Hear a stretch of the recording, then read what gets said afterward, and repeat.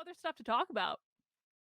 If you're enjoying the stream so far, please make sure you mount that like button. Please make sure you are subscribed to the channel if you're not already. Oh, John Morgan, what a great idea. Like The Sims. Yeah, can't you like kill people and set things on fire or things in The Sims? I'm pretty sure you can. I haven't played. I played that game when it first came out, way back in the day. Way. I've not played that game in years, but that's also not, that's also a good way to work out some feelings that you might have for other people. All right, let's talk about how much the Democrats in New Hampshire hate the Libertarians. I never thought I would see the day.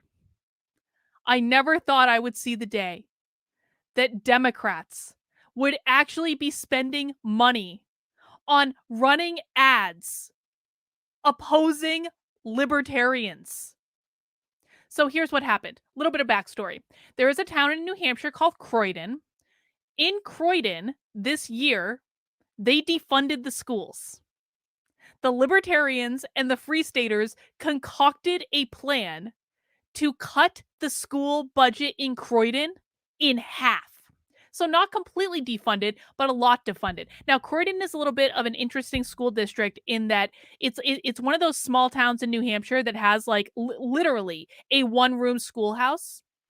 And essentially what happens is that they have to send the kids to other schools across the state, like to private schools or to like other schools, because there's not enough, like, I guess, room in the one-room schoolhouse. And so the school budget was allocating $20,000 per student, which is $10,000 more than the average private school tuition price in New Hampshire.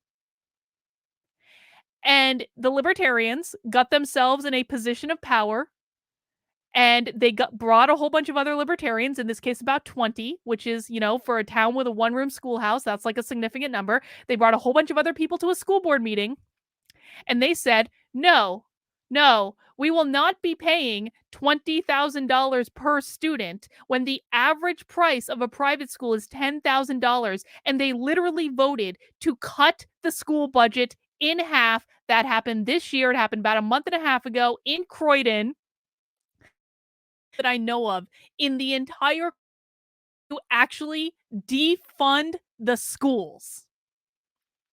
And so now the teachers' unions in New Hampshire are really pissed off at the Libertarians. And this was actually discovered by a Free Stater who was just scrolling around Facebook last night and happened upon the fact that the teachers' unions have taken out ads opposing the Libertarians.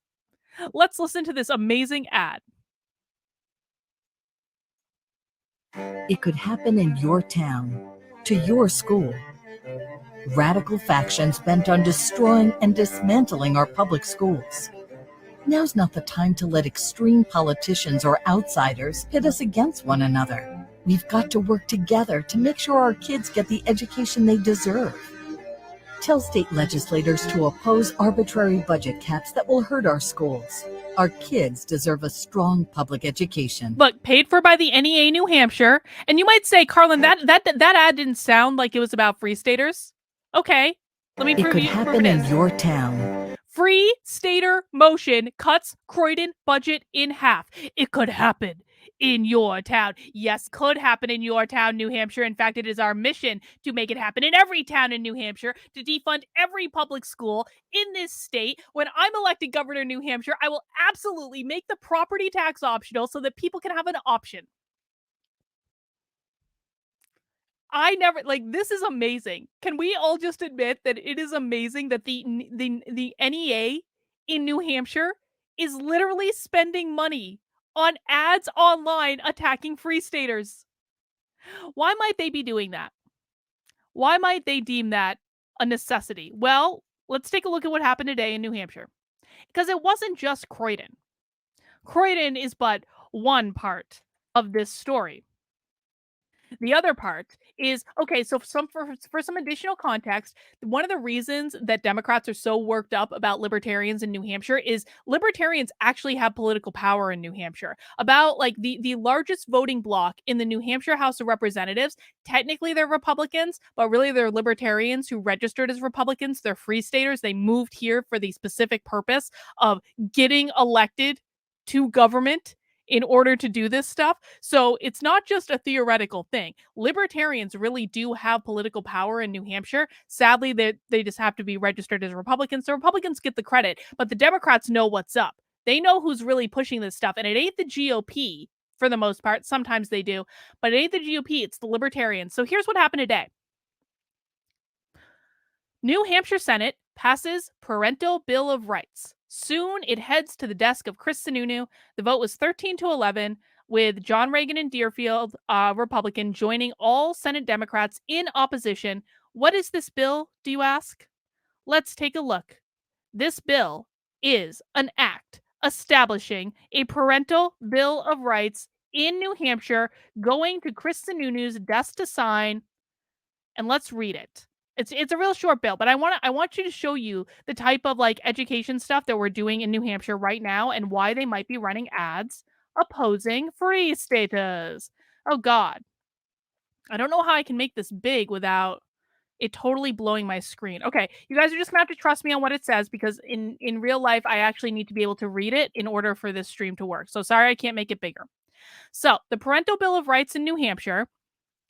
The General Court finds that it is a fundamental right of parents to direct the upbringing, education, and care of their minor children.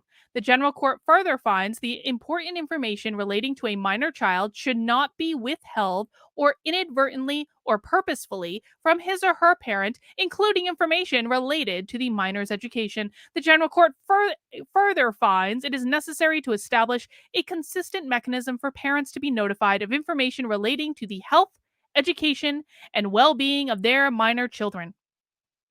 And I just want to go down, and we're not going to read the whole thing, but so we'll look at this. Infringement of parental rights prohibited.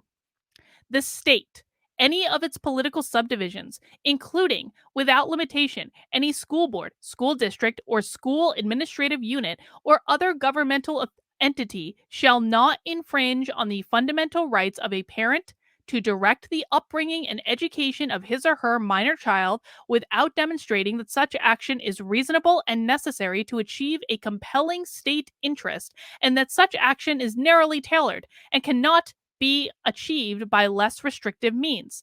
And then we get into parental rights. You guys are going to love this. 1. All parental rights are reserved to the parent of a minor child in this state without obstruction or interference from the state, any of its political subdivisions, including, without limitation, any school board, any school district, or school administrative unit, or any other governmental entity, including, but not limited to, all of the following rights of a parent of a minor child in this state. A. The right to direct the education and care of his or her minor child. B. The right to direct the upbringing and the moral or religious training of his or her minor child. C. The right to apply to enroll his or her minor child in a public school, or, as an alternative to public education, a private school, including a religious school, a home education program, or other available options. D. The right to access and review all school records relating to his or her minor child. E. The right to be notified promptly if any employee of the state, any of its political subdivisions, or any of the governmental entity has a reasonable basis to believe that a criminal offense has been committed against his or her minor child, unless the incident has been first reported to law enforcement or a Bureau of Child Protective Services. 2.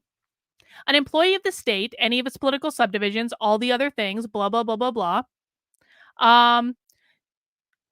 Let me see. Hang on. Basically, this is saying a state employee cannot withhold information from the parent who is not suspected of a criminal offense against the minor, and sharing the information would not impede an investigation of a criminal offense against the minor. 3. A parent of a minor child in this state has the right rights that are more comprehensive than those listed in this section. And then it goes into parental rights in education. Check this out. Each school board, school district, or school administrative unit shall, in consultation with parents, teachers, and administrators, develop and adopt publicly a policy to promote parental involvement in the public school system. How great is that?